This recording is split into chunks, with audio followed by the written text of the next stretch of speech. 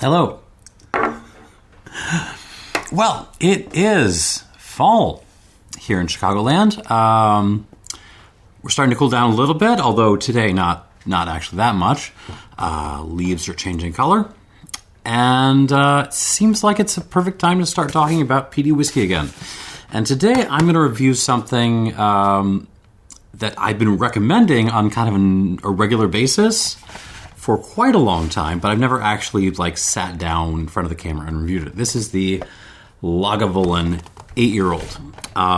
This is not the most recent bottling. I think I grabbed this, 3 years ago and then forgot about it. But I was very happy to find this in the archives, and so we're going to review it today.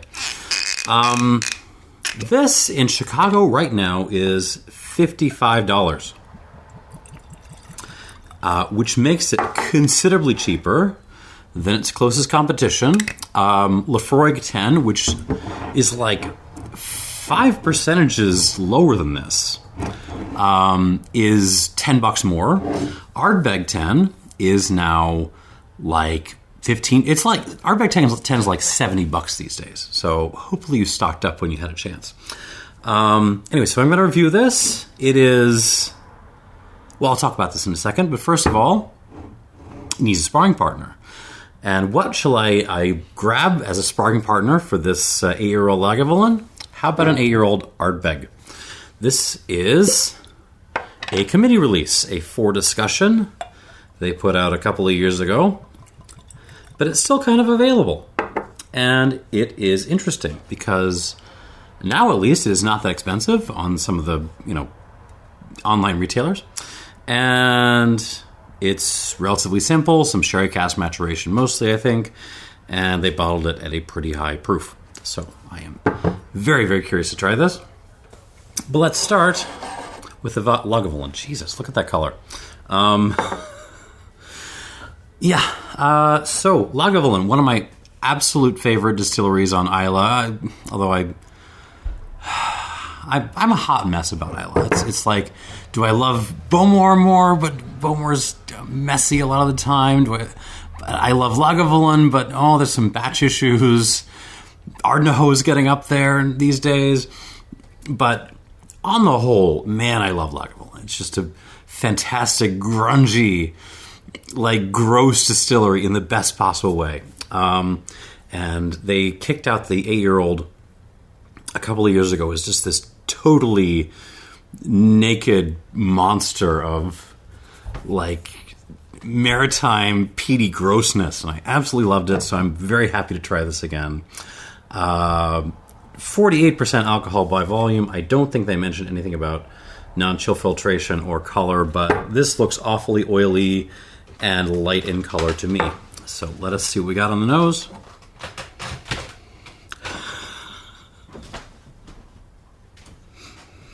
Jesus Christ. I mean,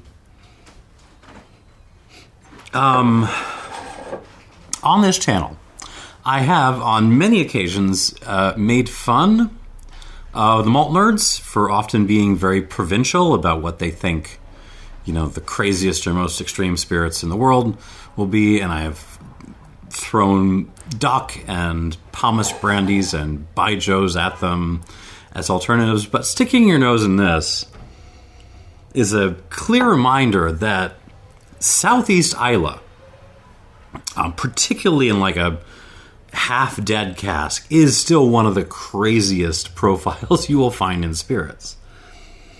Is there peat? Yeah, I mean, sure, yeah, you're getting the maritime peat. You're getting peat and salt water, but beyond that, it's just... It don't smell right, but it don't smell right in a very nice way. Hot, vegetable oil in a hot pan is the first thing I would start with. Yeah, it's just oily and gross. A little bit of coal smoke. Oh God, lightly vegetal, but it's so maybe you had some burned asparagus in there and you're burning smoking vegetable oil. But there's a little hint of fruit in there. There's a little bit of I don't know, like slightly unripe pear that's been like submerged in salt water and rubbed down with clams. It's a brutal nose. It is very, very, very austere. Like, Laphroaig can certainly get austere, not like this. This is just, there's nothing friendly about this.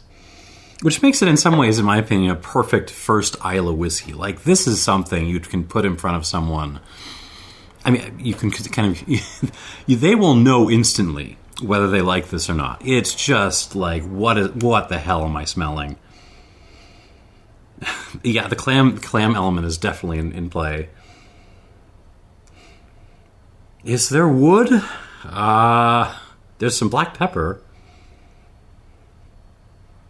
Maybe like the tiniest hint of vanilla in there, but you really have to go hinting for it. Like, this smells like just a brutal, oily, maritime, austere distillate, very, very close to the still. And I love it. Oh my goodness. Okay, on the palate.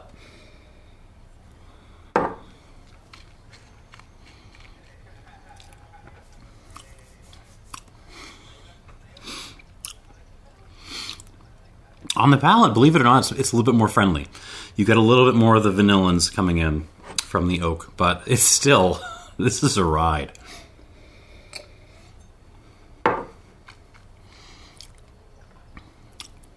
$10 cheaper than Laphroaig 10. Are you kidding me? Way cheaper than Kalila 12. Jesus. I mean, okay, like Lagavulin, Diageo. I hate on Diageo a lot on this channel because they're the big dog, and there's certainly a lot of issues associated with them, but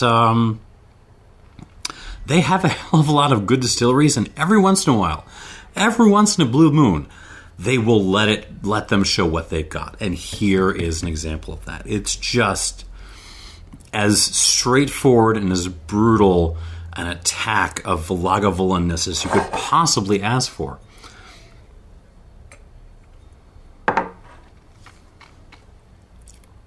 Jesus. Very much follows from the nose. Maritime peat. Not as much as you would think. Like I haven't gotten to the Ardbeg yet, but I would guarantee you this has more peat than the Lagavulin does. You're in the territory of like, Bowmore peat, of course, but also like Ardmore peat. It's in that kind of middle territory between something like a Springbank and something like a Laphroaig. It's not the maritime peat that makes Lagavulin special. It's the, burning vegetable oil in a cast iron pan thing, where the little cast irony seasoning bits are flaking off into the air. Like, that is, and you're just like eating them for some reason. You'll probably die, but it's delicious.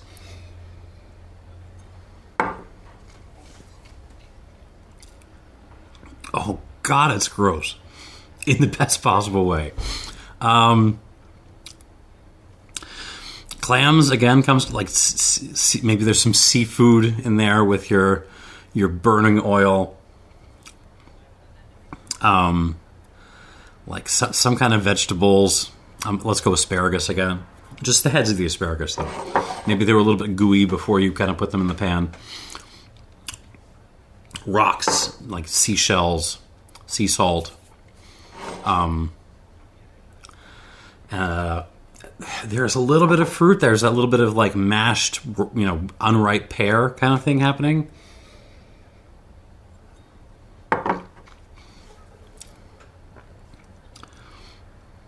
Touch of burned oatmeal,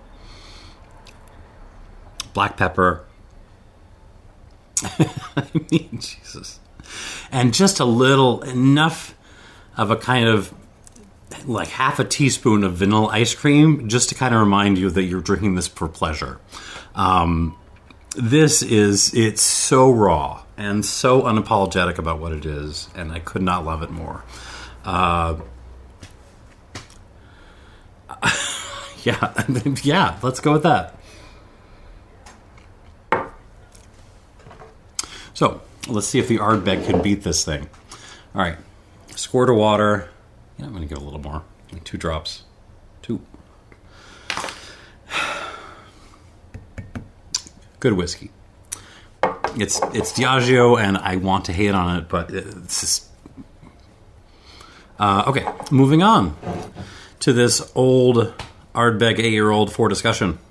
Committee release. This is, again, mostly sherry casks. Not saying exactly how much, but it is 50.8% alcohol, and I believe they state... Oh, geez. Do they state on here? I thought they stated unchillfiltered on here.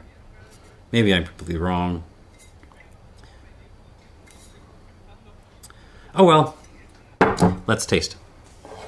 By the way, darker color on this. Not too surprising. There's probably more active oak.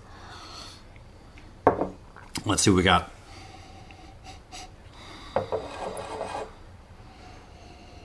Instantly a friendlier nose. I am getting some dried fruit. I'm not getting a lot of peat, actually. But I'm certainly getting a little bit of like a smoky prune thing. Some orange peel, bergamot peel even. Chocolate orange. I don't know, there's the peat. Yeah, good old classic maritime peat.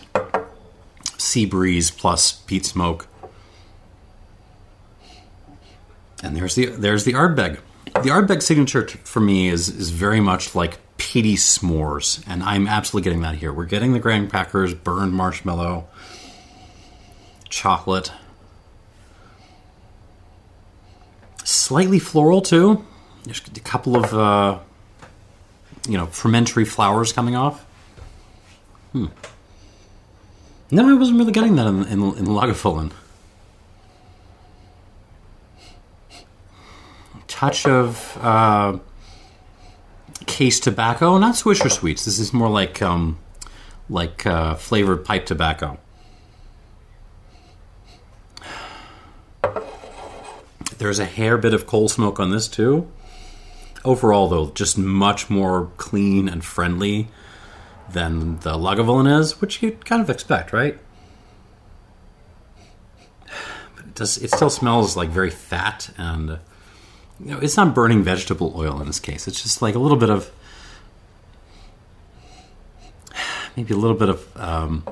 olive oil, maybe some duck fat in there, something fatty. Or maybe that's just the chocolate. I don't know. Let's see what we got on the palate.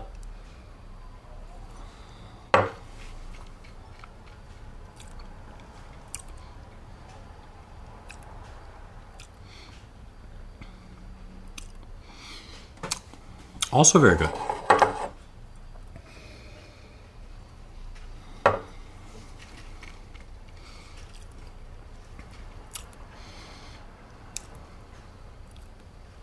These distilleries,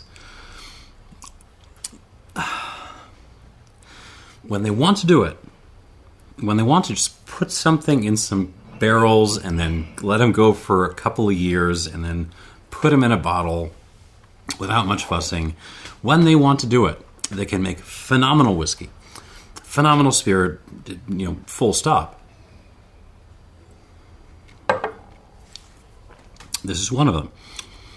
Actually not, any more peaty than the Lagavulin is, at least for my palate.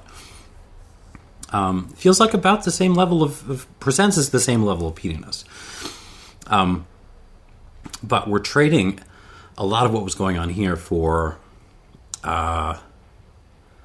cased flavored tobacco, s'mores, chocolate orange, bergamot peel,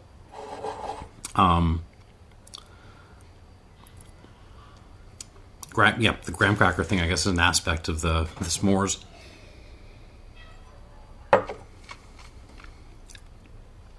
Prune, black pepper.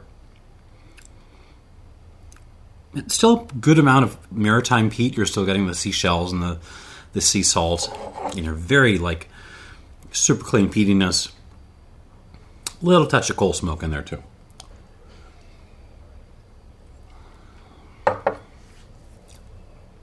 It's certainly friendlier than the Lagavulin. We're delivering stuff that more things that kind of cushion the raw character of the distillate. I don't know if it's better though. I think this is going to come down to mouth presence. And they're pretty close. These both have phenomenal mouth presence. They're very oily. I mean, they're young, but like they just completely dominate the palate. I don't know. We'll see what happens. There's a little bit of malty fruitiness happening now. Little apple, little quince. Okay. Give this like 2 squirts. I'll come back to it. But in the meantime, Lagavulin once again. See what the water did.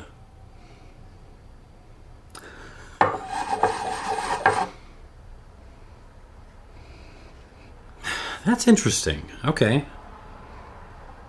There's a little bit more citrus coming through, a little bit more lemon peel, and some flowers happening.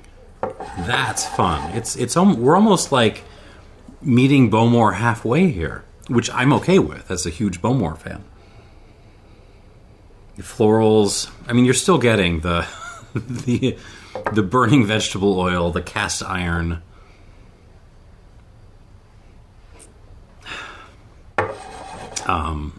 The kind of raw malty fruitiness, the vegetal notes, your seafood. But yeah, the citrus is and the flowers are kind of adding another dimension to this, which I'm enjoying on the palate.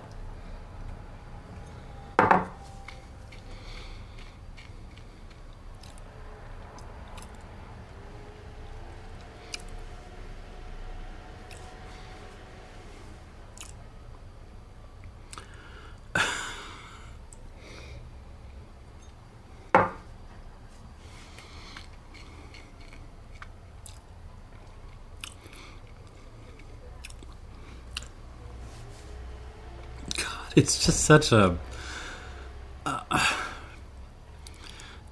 pure, unapologetic expression of the spirit, and I could not love it more. This is a great release.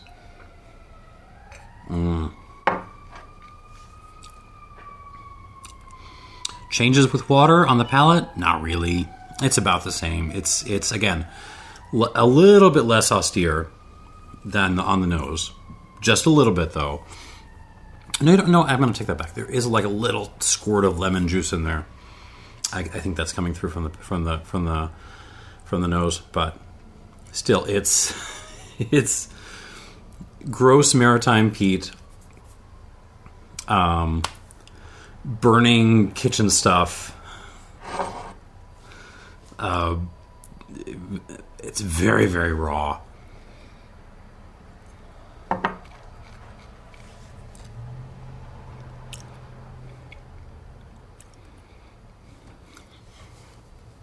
Don't count Scotland out. I think it's the lesson here. There aren't a lot of bottles that deliver this level of QPR out there, but some of them do. I will give this. I'm going to go 89 points. I can't go 90. I want a little bit more complexity on this, but man, it absolutely has the power and the length, the presence. It's very complete. It is extremely raw and austere, and you have to be prepared for that. And I think that's actually the reason why you buy this. But for $55, man, 89 points. All right, let's see If the Ardbeg can take this, though.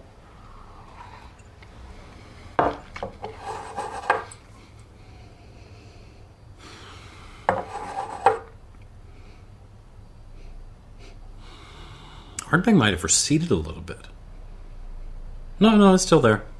It's, yeah, I think the Ardbeg is just a little bit more shy on the nose. You just need to kind of... This is not one where you kind of gently roll around the glass. You really got to give this a good swirl. And then it comes right at you. Yeah. S'mores with a lovely sherry overcoat on top and lots of peat. That's what this is. It's not complicated. It's maybe a little bit more complicated than the Lagavulin. I don't know if it's necessarily better because of that, though. On the palate.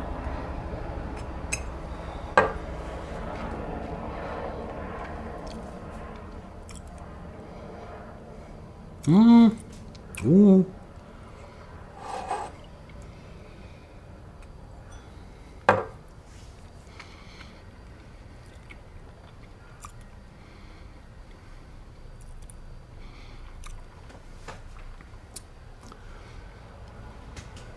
It's right there. I don't think it gets there. I don't think it's as good as the Lagavulin. With water, it gets a little bit more peppery, a little bit more ashy. But I do think it loses a hair bit of the complexity that it had before. So it's a little bit of a wash.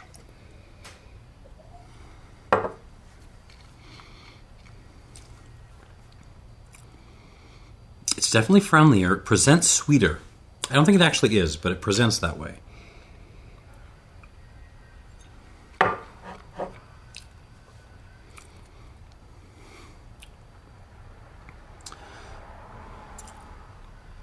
No, I think the Lagavulin just takes it. Just takes it.